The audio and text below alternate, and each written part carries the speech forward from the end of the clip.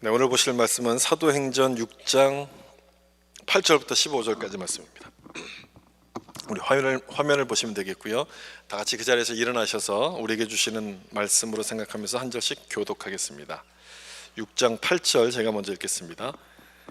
스데반이 은혜와 권능이 충만하여 큰 기사와 표적을 민간에 행하니 자유민들 즉 구레네인, 알렉산드라인, 길리기아와 아시아에서 온 사람들의 회당에서 어떤 자들이 일어나 스데반과 더불어 논쟁할세. 스데반이 지혜와 성령으로 말함을 그들이 능히 당하지 못하여 사람들을 매수하여 말하되 이 사람이 모세와 하나님 모독하는 말을 하는 것을 우리가 들었노라. 백성과 장로와 서기관들을 충동시켜 와서 잡아가지고 공회에 이르러 사람이 이 거룩한 곳과 율법을 거슬러 말하기를 맞이야. 그의 말에 이 나사렛 예수가 이곳을 헐고 또 모세가 우리에게 전하여 준 규례를 고치겠다 함을 우리가 들었노라 하거늘 스데반을 주목하여 보니 그 얼굴이 천사의 얼굴과 같더라. 아멘. 우리 말씀의 은혜 받아서 인사하면서 앉도록 하겠습니다. 말씀의 은혜 받으세요. 아멘. 네, 스데반 집사라는 제목으로 말씀을 나누겠습니다. 지난주에 예루살렘 교회 안에 구제로 인해서 갈등이 벌어지게 되고 그 문제를 해결하기 위해서 7 집사를 세웠다는 말씀을 드렸습니다. 7 집사를 세울 때 성령과 지혜가 충만한 사람 그리고 칭찬받는 사람 7을 세웠는데 이들 중에서 가장 먼저 이름이 언급되는 사람이 오늘 살펴보게 되는 바로 스데반 집사입니다. 여러분 성경을 읽으실 때 이름들이 쭉 이렇게 나오지 않습니까? 그 이름을 기록하는 순서가 아무 의미 없이 순서를 기록하지 않습니다. 그 이름에 기록된 순서는 그 사람에 대한 영향력을 이렇게 보여주는 거죠.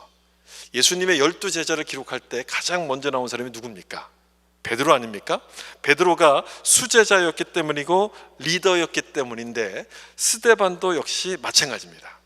스데반의 이름이 가장 먼저 나온다는 얘기는 7 집사 중에 리더였기 때문에 그렇다는 것이죠.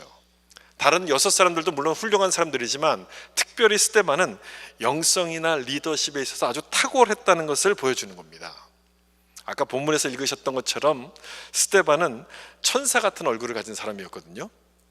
여러분 영성이 탁월한 데다가 천사 같은 얼굴을 가졌다고 생각해 보세요. 그 사람이 리더가 되는 것은 당연한 것 아니겠습니까? 그런 사람이 바로 스데반인데, 그리고 또 한 가지 스데반이 갖고 있는 타이틀이 하나가 있는데 그건 뭐냐면 최초의 순교자라는 타이틀입니다. 좀 이상하죠? 7 집사의 리더였고 모든 사람들에게 다 인정을 받는 사람들인데 가장 먼저 죽었습니다. 가장 먼저 순교했어요. 이런 사람은 좀 오래 살아야 되는 것 아니겠습니까? 오래 살면서 더 많은 일을 했어야 되는데 제일 빨리 순교를 하게 돼요. 하나님께 참 손실이 아닌가 이런 생각이 들게끔 되죠. 스데반의 이름이 여러분 면류관이라는 뜻입니다. 영어 스테반이잖아요. 면류관이라는 뜻인데 어째서 이런 삶을 살았을까 조금은 고개를 갸우뚱거리게 만드는 그런 모습이죠. 그래서 오늘 본문을 보면서 스데반이 과연 어떤 사람이고 스데반의 삶을 통해서 우리에게 주시는 메시지가 과연 무엇일까를 좀 생각해 보려고 합니다. 첫 번째가 아니고 8절 본문 8절을 좀 보시면 그가 어떤 사람인가를 여기 설명하는데요. 여기 보세요. 스데반이 은혜와 권능이 충만하여 큰 기사와 표적을 민간에 행했다라고 말씀하죠. 은혜와 권능이 충만했다. 7 집사를 뽑는 기준이 성령과 지혜가 충만한 사람 아니었습니까? 그것과 마찬가지로 스데반 역시 은혜와 권능이 충만한 사람이었어요. 여러분 이 중에서 은혜를 먼저 좀 보세요. 은혜가 뭡니까 여러분? 은혜, 사랑할 수 없는 사람을 사랑하고 용서할 수 없는 사람에게 용서를 베푸는 그것이 바로 은혜 아니겠습니까? 자격이 없음에도 불구하고 그냥 베풀어주는 사랑이 은혜인데 이 은혜를 가리키는 단어가 성경에는 헬라어에서는 카리스고요, 구약성의 히브리어에서는 헨이라는 단어입니다. 그 헨과 카리스 이 두 단어에는 2 가지 의미가 있는데 첫 번째는 불쌍하게 여긴다는 뜻이 있어요. 불쌍하게 여기고 그래서 그냥 준다, 이런 뜻이 바로 은혜라는 단어의 뜻이에요. 다시 말하면 공짜라는 얘기예요. 공짜. 우리가 죄를 지어서 죄인이지만 하나님은 우리를 불쌍히 여기셨어요. 그래서 어떻게 하십니까? 우리 죄를 용서하시고 우리를 구원해 주셨어요. 아무것도 바라지 않고 이 구원의 은혜를 공짜로 우리 가운데 주신 거예요. 따라서 이 은혜라는 단어는 하나님의 사랑, 우리에게 주신 하나님의 사랑을 표현할 때 쓰는 단어가 바로 이 은혜인데, 이 은혜가 스데반에게 충만했다, 이렇게 설명해요. 여러분, 그렇다면 이 스데반이 어떤 사람일까, 어떤 모습일까가 좀 이렇게 상상이 되지 않습니까? 예수님께서 우리를 용서하시고 품어주셨듯이 스데반 역시 다른 사람들의 약점을 잘 품어주는 사람이었을 겁니다. 그 스데반이 나중에 복음을 전하다가 돌에 맞아서 순교하게 되는데, 그때 이런 기도를 합니다. 저들의 죄를 주님 용서해 주소서, 이런 기도를 해요. 여러분, 정말 은혜가 충만한 사람 아닙니까? 은혜가 충만하지 않으면 어떻게 이런 기도하겠습니까? 은혜가 충만한 사람의 모습이 무엇인가를 아주 잘 보여줘요. 그리고 또 하나, 은혜와 함께 뭐가 충만하다고 되어 있냐면 권능이 충만하다고 되어 있어요. 큰 기사와 표적을 행했다는 것을 보면 권능이 충만한 게 틀림이 없죠. 만약에 은혜가 충만한데 권능이 없다면 여러분, 그 사람에게 찾아가겠습니까? 다시 말하면 이런 뜻이에요. 사람은 좋은데 아무 힘이 없어요. 그렇다면 그 사람에게 찾아가겠습니까? 찾아갈 리가 없죠. 반대로도 생각해 보세요. 힘과 능력은 있는데 그 사람에게 은혜가 없다면 그래도 그 사람은 안 찾아갈 거예요. 은혜가 없으니까 뭔가 좀 잘못한 일이 생길 때마다 막 혼내지 않겠습니까? 누가 그 사람을 좋아하겠습니까? 찾아가고 싶지가 않죠. 아무리 잘못을 한다 할지라도 정말 은혜를 가지고 대해야지, 사랑으로 대해야지 그 말이 귀에 들어오게끔 되는데, 바로 스데반이 그런 사람이었다는 거예요. 은혜와 권능 두 가지가 다 충만한 사람. 사도행전 7장으로 넘어가 보면 이 모습을, 스데반의 이 모습을 가리켜서 성령 충만하여 라고 기록합니다. 스데반이 성령 충만하여. 은혜와 권능은 성령께서 주시는 능력 아니겠습니까? 그러니까 은혜와 권능이 충만하다는 얘기는 결국 성령이 충만하다는 얘기인데, 이런 능력을 스데반에 주신 거예요. 왜 주셨을까요, 여러분? 이런 능력을 주신 이유가 뭡니까? 하나님의 일을 하라고 주시는 거예요. 하나님의 일을 하라고. 하나님의 일이 뭐예요? 복음 아니겠습니까? 복음. 예수님을 전하는 것이 하나님의 일이고, 그 일이 예수 믿는 우리 모든 사람들의 책임인데, 그 일을 여러분 우리 힘으로 할 수 있습니까? 할 수가 없죠. 내 힘으로 안 되잖아요. 그래서 성령을 우리에게 주시는 거예요. 예수 믿는 우리들에게는 하나님의 일을 감당해야 될 책임이 있기 때문에 성령을 주셔서 그 책임을 감당하도록 우리를 인도해 가시는 거죠. 제가 이 책임이라는 단어를 썼는데, 스데반에게 성령이 충만했던 것은 이 책임하고 연관이 있습니다. 여러분, 성령 충만과 이 책임이 어떻게 연관이 있는지를 좀 잘 보시면 좋겠는데요. 책임이라는 단어가 여기 responsibility라는 단어죠, 영어에서요. 이 단어는 두 가지 단어가 합쳐진 단어입니다. response라는 단어와 ability라는 단어가 합쳐진 단어예요. 하나님께서 우리 가운데 말씀하세요.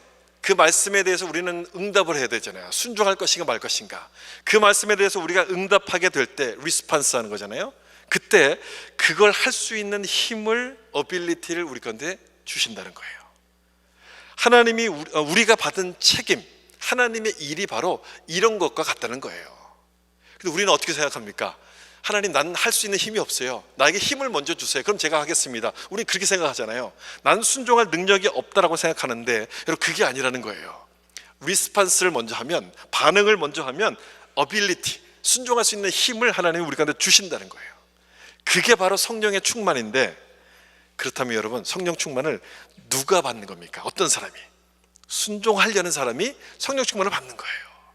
금식을 하고 산기도를 하고 막 작전기도를 하면서 매달려야지만 성령 충만 받는 게 아니고요. 물론 그렇게 해도 성령 충만을 주시지만, 가장 분명한 것은 뭐냐면, 내가 순종하려는 마음을 가질 때 순종하는 자에게 이 성령을 주신다는 거죠. 당연하죠, 여러분. 순종한다는 얘기는 뭐냐면요, 하나님 말씀을, 하나님의 일을 내가 감당하겠다는 그런 뜻이에요. 그런 사람에게 그 능력을, 감당할 능력을 주시는 게 맞는 것 아니겠습니까? 그렇게 해서 스데반의 성령이 충만했어요. 그래서 그 다음 무슨 일을 했나 보세요. 사도행전 6장 9절인데 이른바 자유민들, 즉 구레네인, 알렉산드라인, 길리기아와 아시아에서 온 사람들의 회당에서 어떤 자들이 일어나 스데반과 더불어 논쟁할세. 뭘 했냐면 복음을 전하기 시작했습니다. 하나님의 일을 감당한 거예요. 우리는 스데반이 최초의 순교자라는 것을 우리가 알고 있지만, 왜 스데반이 순교했는가에 대해서는 잘 모릅니다.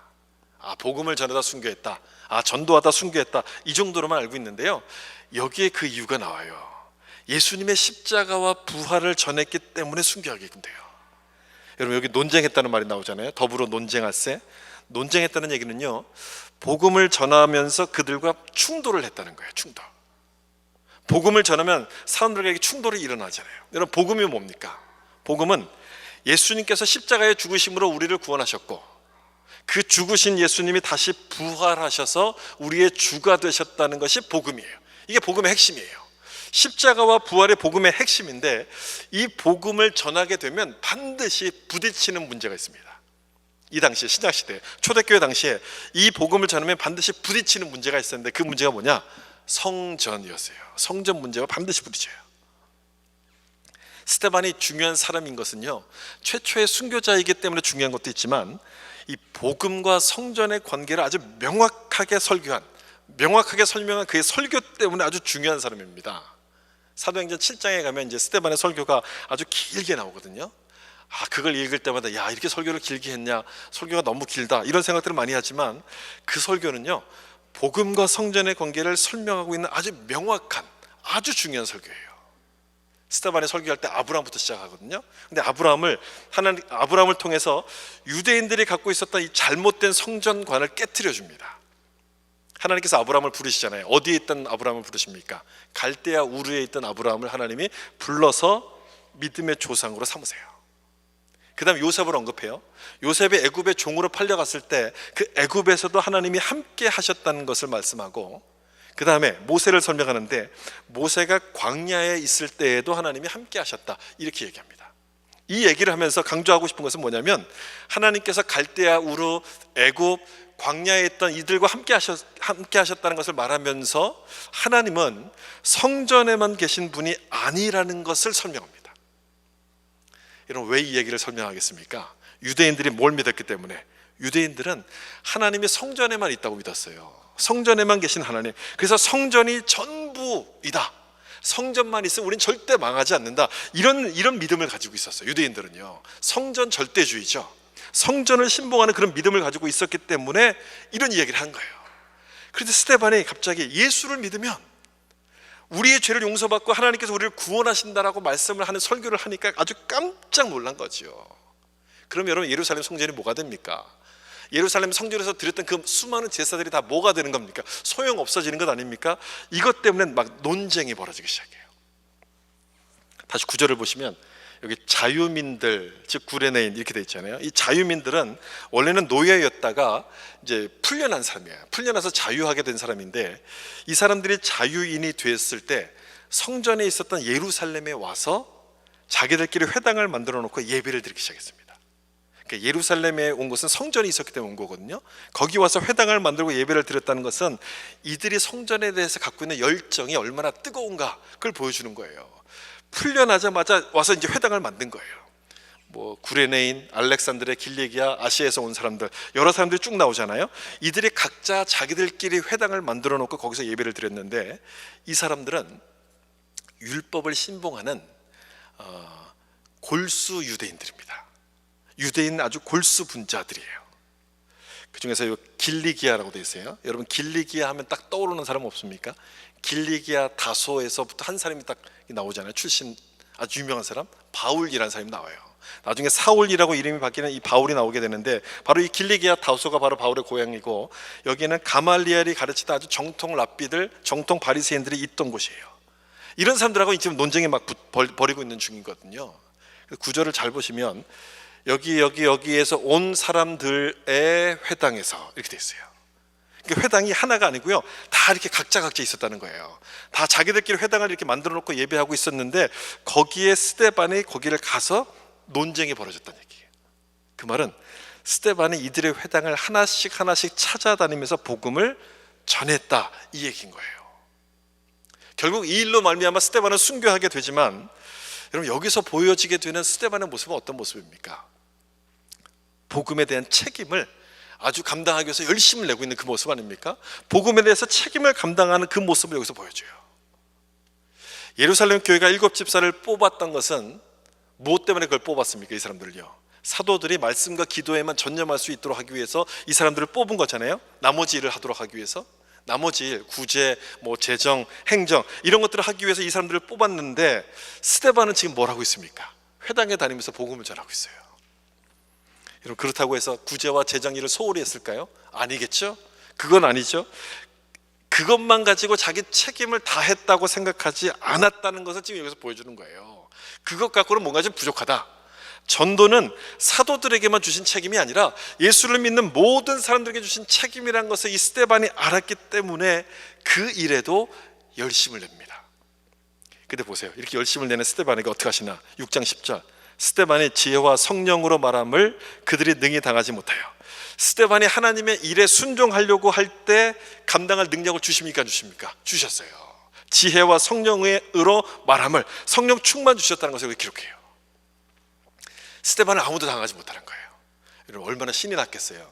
스데반이 전도할 때 그 말에 대해서 아무도 반박할 수 없으니까 참 신이 났을 거예요. 하나님이 나를 도와주셔서 복음 전하는 것을 굉장히 이렇게 기뻐하시나 보다, 이렇게 나를 도와주시나 보다, 아마 이런 생각을 가지고 열심히 전했을 거예요.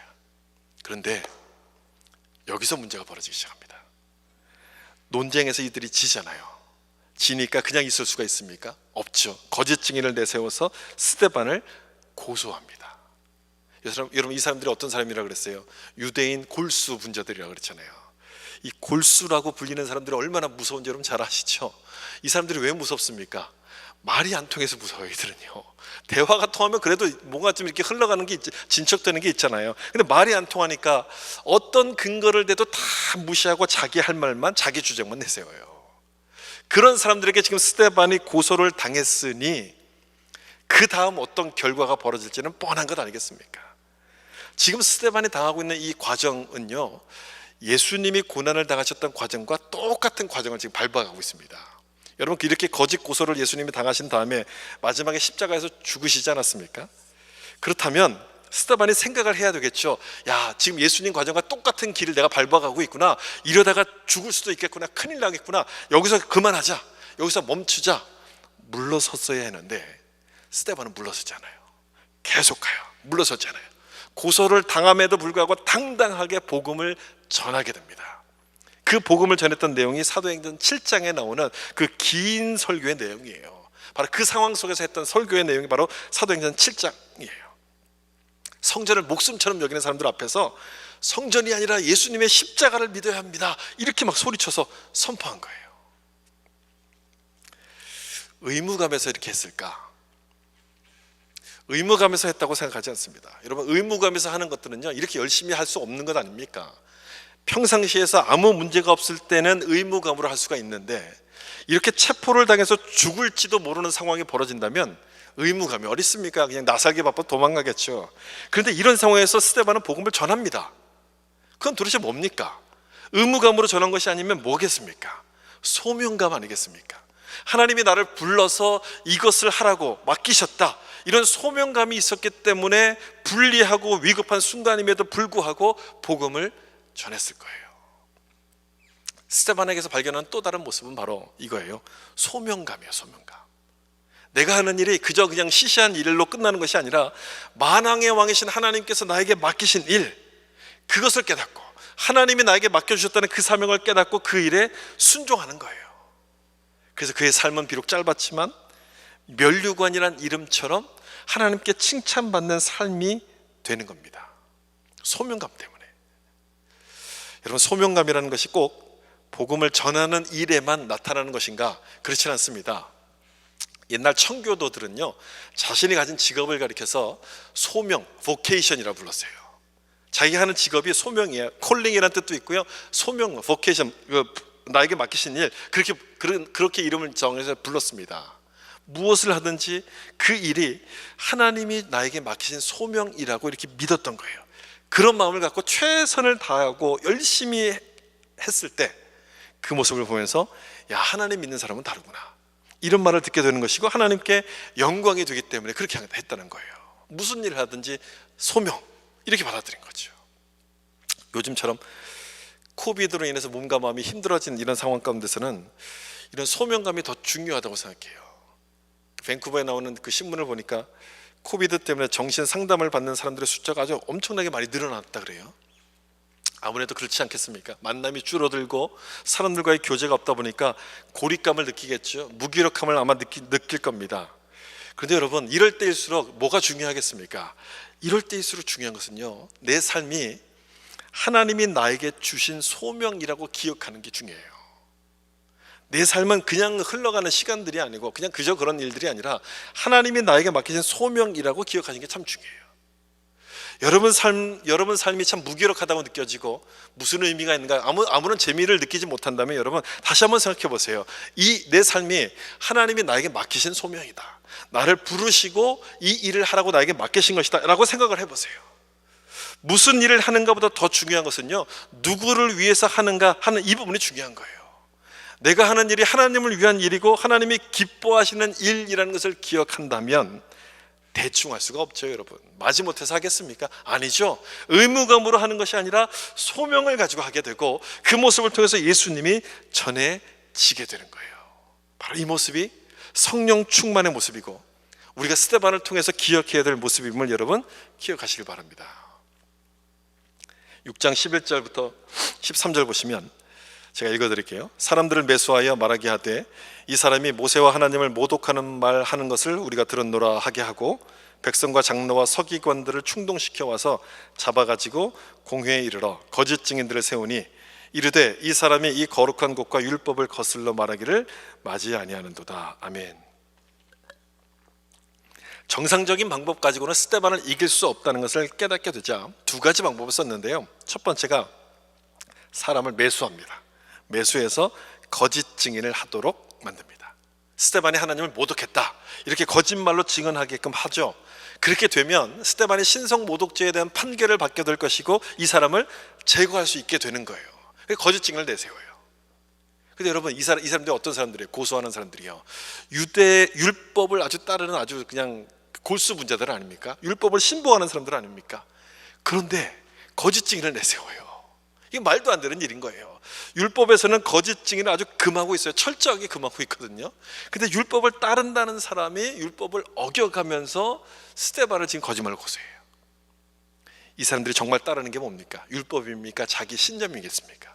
자기 신념을 따른다는 것을 이 상황을 통해서 그대로 보여주고 있는 거죠. 두 번째, 백성들을 선동하죠. 백성과 장로와 서기관들을 충동시켜 이렇게 돼 있어요. 백성들을 선동합니다. 스데반이 예수님께서 성전을 헐 것이라고 말씀하셨고 그 다음 율법을 고칠 거라고 말씀하셨다라고 하면서 이스라엘 백성들을 막 선동합니다. 이스라엘 백성들 역시도 이 성전을 자기 생명처럼 여기는 사람들이었거든요. 근데 그 사람들 앞에서 성전이 없어진다, 성전이 필요 없다, 성전에서 제사할 필요가 없다라고 이야기하니까 그게 얼마나 말이 되겠어요? 말이 안 되는 얘기 아니겠습니까? 스데반이 그걸 주장했다라고 이야기를 하면서 스데반을 지금 이렇게 막 몰아가는 거죠. 위급한 상황으로. 근데 예수님께서 성전을 헐라고 말씀하신 것은 예수님의 그 몸, 죽음을 의미하는 말씀 아니었겠습니까? 근데 그 의미를 제대로 깨닫지 못하는 거예요. 그래서 이런 방법을 통해서 스데반을 지금 공회로 끌고 가서 거짓말로 지금 고소를 하고 있는 중인데, 놀라운 것은요, 여기입니다. 스데반의 표정이에요. 표정 보세요. 여기 사도행전 6장 15절인데요 같이 한번 읽어볼까요? 공회 중에 앉은 사람들이 다 스데반을 주목하여 보니 그 얼굴이 천사의 얼굴과 같더라. 아멘. 천사의 얼굴과 같았어요. 여러분, 지금 고소를 당하고 있는 중이에요. 그것도 거짓말로, 거짓 증인에 의해서 고소를 당하고 있는데 얼굴이 천사 같다고 말해요. 가능한 얘기입니까 여러분? 가능한 얘기예요. 거짓말로 나를 모함하는 사람을 만나는데 어떻게 천사 같을 수가 있어요? 우리가 본문이 기록하고 있는 스데반의 모습에서 우리가 또 하나 기억해야 될 모습이 바로 이거예요. 천사와 같았던 얼굴, 천사 같은 얼굴의 스데반. 여러분, 이 말씀을 잘 보시면 굉장히 재밌는데요, 고소를 당하고 있는 스데반의 얼굴이 천사 같다고 이야기하고 있지 않습니까? 그럼 반대로 고소를 하고 있는 사람들의 얼굴은 어떻다는 얘기입니까? 천사의 얼굴이 아니란 얘기인 거죠. 악마 같은 얼굴을 하고 있었을 거라는 거 지금 말씀을 하는 거예요. 그럴 수밖에 없는 거죠. 스데반을 죽이기 위해서 지금 온갖 음해, 거짓 모함을 다 지금 널어놓고 있는데 어떻게 얼굴이 선할 수가 있겠어요? 5만 가지 인상을 쓰고 아주 독한 얼굴, 살기가 등등한 그런 얼굴이었을 거예요. 그런데 고소를 당하고 있는 스데반의 얼굴은 천사와 같은 얼굴이에요. 여기서 여러분 좀 마음이 답답해지지 않습니까? 저는 여기서 한숨이 나왔어요. 휴 하고 이 말씀을 읽다가 거울을 봤어요. 거울을. 요즘 제 아내한테 얼굴에 인상을 너무 많이 쓴다 이런 얘기를 종종 들었기 때문에 들었던 터라 내 얼굴은 어떨까? 이 거울을 봤어요. 아브라함 링컨이 이런 얘기를 했잖아요. 사람이 마흔이 되면 자기 얼굴에 책임을 질 줄 알아야 된다. 얼굴이 마음을 표현하는 거울과도 같기 때문에 그런 말을 한 거잖아요. 아무리 외모가 잘생겨도 마음속에 죄가 있고 미움이 가득하면 그 얼굴에는 빛이 날 수가 없습니다, 여러분. 성형외과를 가서 수술을 받아도 아무리 좋은 화장품을 바른다 할지라도 남을 미워하고 비난하는 마음이 마음속에 가득하면 얼굴에 빛이 나는 게 아니고요, 살기가 느껴지는 거예요. 살기가.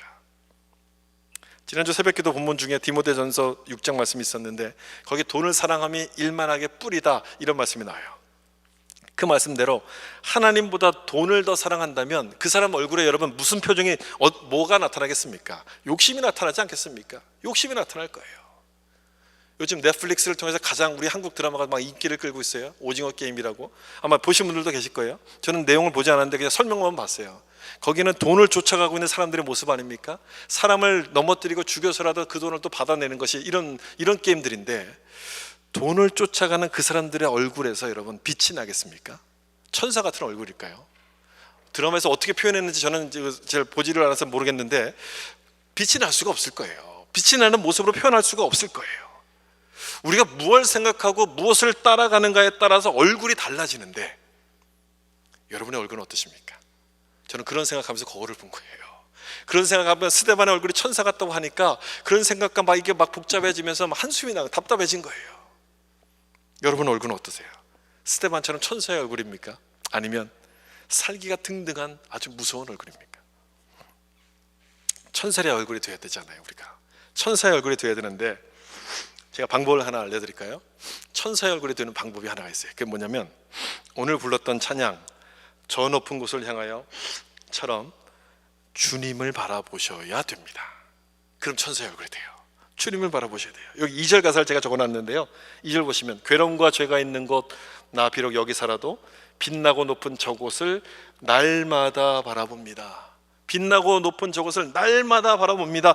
날마다 그렇게 매일같이 본다면 우리 얼굴에 예수님의 모습이 나타나지 않겠습니까? 천사처럼 빛이 나는 모습으로 달라질 거예요. 날마다 바라본다며, 날마다 주님을 바라본다면 우리 얼굴이 천사 같은 모습으로 달라질 거예요. 찰스 스펄전 목사님은 천사 같은 스데반의 얼굴을 설명할 때 이렇게 한 문장으로 설명합니다. 스데반은 예수님을 보았고 예수님께 간구했고 예수님께 맡겼으며 예수님을 따라 행했다. 딱 이렇게 정리해요. 스데반의 모습을 딱 이 한 문장으로 정리해요. 스데반은 자기의 설교를 듣고 흥분해서 돌을 던지는 그 군중들이 있을 때 성경은 뭐라고 기록하냐면 스데반이 하늘을 우러러 주목했다 이렇게 기록합니다. 돌을 던지고 있어, 돌에 맞고 있을 때 하늘을 우러러 주목했다. 뭘 봤다는 겁니까? 주님을 봤다는 거예요. 주님. 그리고 돌을 던지는 저들을 향해서 이렇게 기도합니다. 저들의 죄를 용서해달라고 기도해요. 여러분 이 기도 어디서 많이 들어본 기도 아닙니까? 누가 했던 기도예요? 예수님께서 십자가에서 했던 기도예요. 예수님을 보았고 예수님께 기도했고 예수님을 따라서 그대로 행동합니다. 그랬더니 스데반은 성령이 충만해져서 저들을 용서할 수 있는 힘이 생기게 돼요. 죽이려고 달려드는 사람과 그들을 용서하면서 품어주는 사람 중에 누구 얼굴이 예수님처럼 닮아가겠습니까? 예수님처럼 용서를 베푼 사람 아니겠습니까? 그 스데반의 얼굴이 바로 그래서 천사 같은 얼굴이 된 거예요. 쉬운 일은 아니지만 주님이 그걸 원하신다는 것을 깨닫고 순종하려고 할 때 용서할 수 있는 힘을 주셨다는 거예요. 순종하려고 할 때 용서할 수 있는 힘을 주신다는 거죠. 2차 대전 중에 독일 나치 수용소에서 고문을 받고 다행히 이제 그 은혜로 살아나서 그 경험을 책으로 써서 알려진 코리텐 붐이란 그 네덜란드 분이 계세요. 이제 여자 할머니시죠. 예전에 굉장히 많이 책이 나와서 많이 좀 유행했던 적이 있었는데요. 이분이 전쟁이 끝난 다음에 자기를 괴롭혔던 그 독일을 찾아가서 독일 마을을 다니면서 복음을 전했습니다. 자기 간증을 이야기하면서 복음을 전했어요. 어느 날 간증을 마치고 사람들과 함께 인사하려고 이렇게 딱 앞에 서 있는데 수용소에서 자기를 고문했던 사람이 거기 줄에 서 있는 것을 딱 보게 돼요. 자기를 고문했던 사람이 바로 거기에 서 있는 거예요. 그걸 딱 보는 순간 심장이 얼어붙었대요. 내가 저런 사람은 절대 용서할 수 없어. 아무리 그래도 난 저런 사람 절대 용서할 수 없어라는 생각이 들었답니다. 하나님은 계속해서 그 사람을 용서하라는 마음을 주시는데 못합니다 이렇게 버텼어요. 그렇게 버티다가 그 사람이 다음에 인사할 차례가 된 거예요.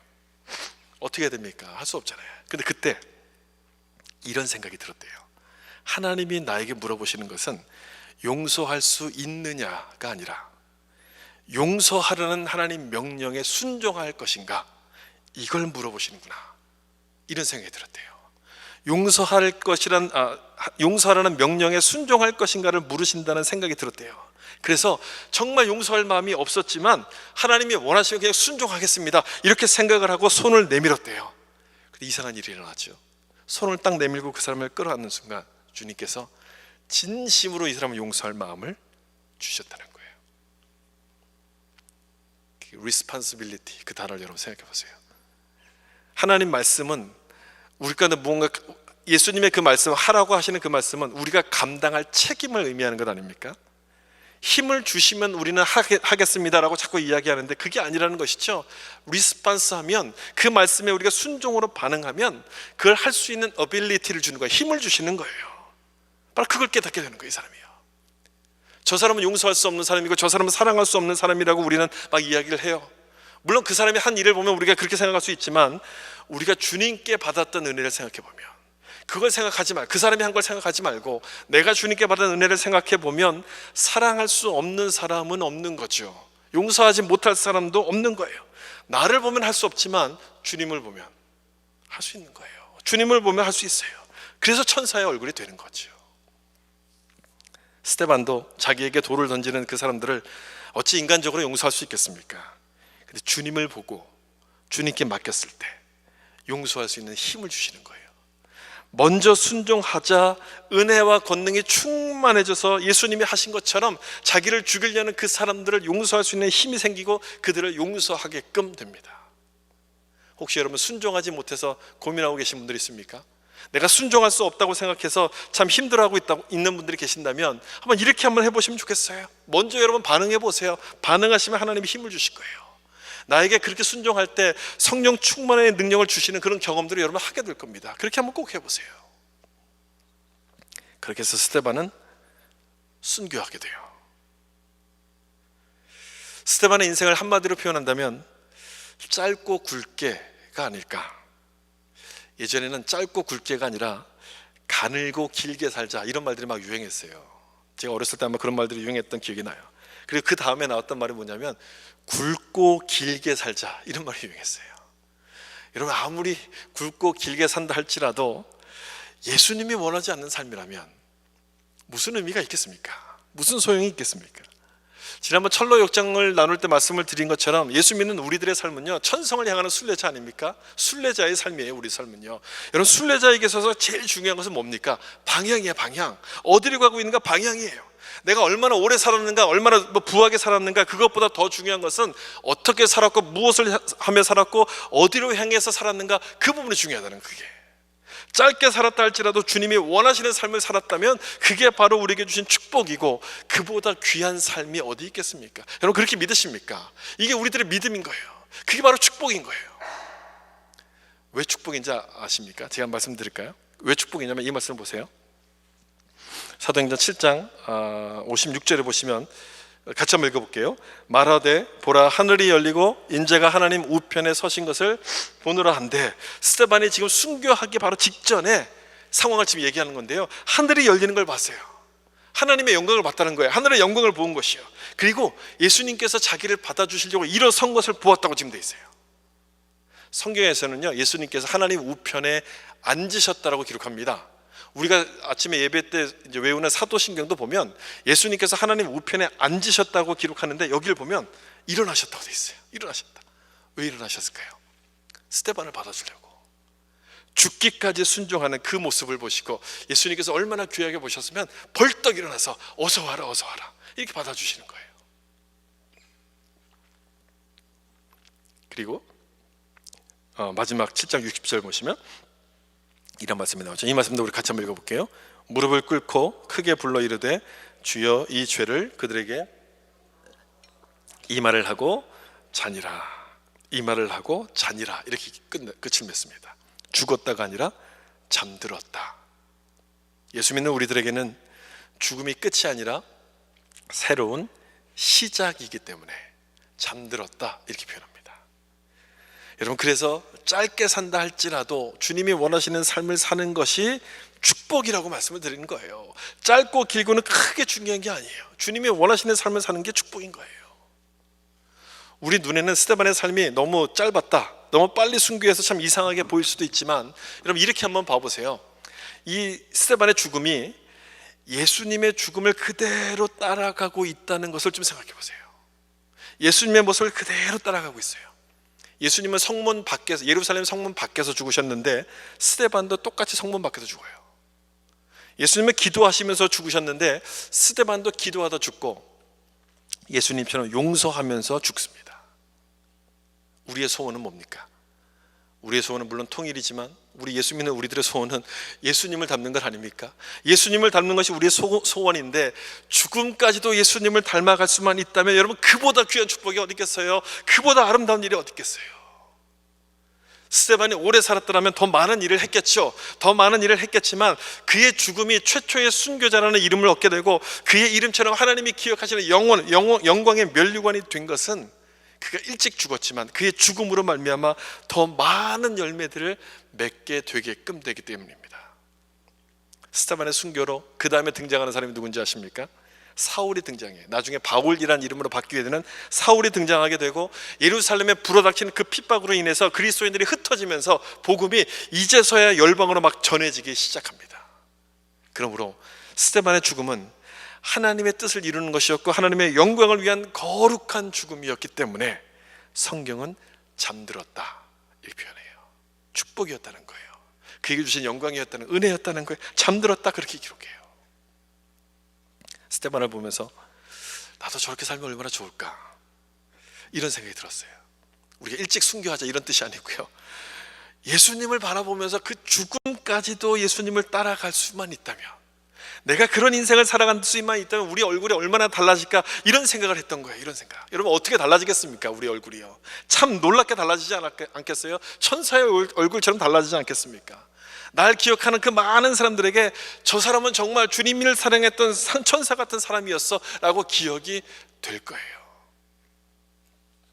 사랑하는 성도 여러분, 예수 믿는 우리는 죽는 게 아니라 잠자는 겁니다. 잠자는 거예요. 잠자는 것이기 때문에 죽음을 두려워하기보다 내 얼굴이 어떻게 나타날 것인가를 여러분 두려워하셔야 돼요. 신경 쓰셔야 돼요. 잠자다 딱 깼는데 악마 같은 얼굴하고 깨면 어떻게 됩니까? 안 되는 것 아니겠습니까? 아주 밝은 얼굴, 환한 얼굴, 천사 같은 얼굴로 우리 하고 깨어나야 되는 것 아니겠습니까? 굵고 길게 살려고 노력하기보다 스데반처럼 천사 같은 얼굴이 되기 위해서 우리가 노력해야 돼요.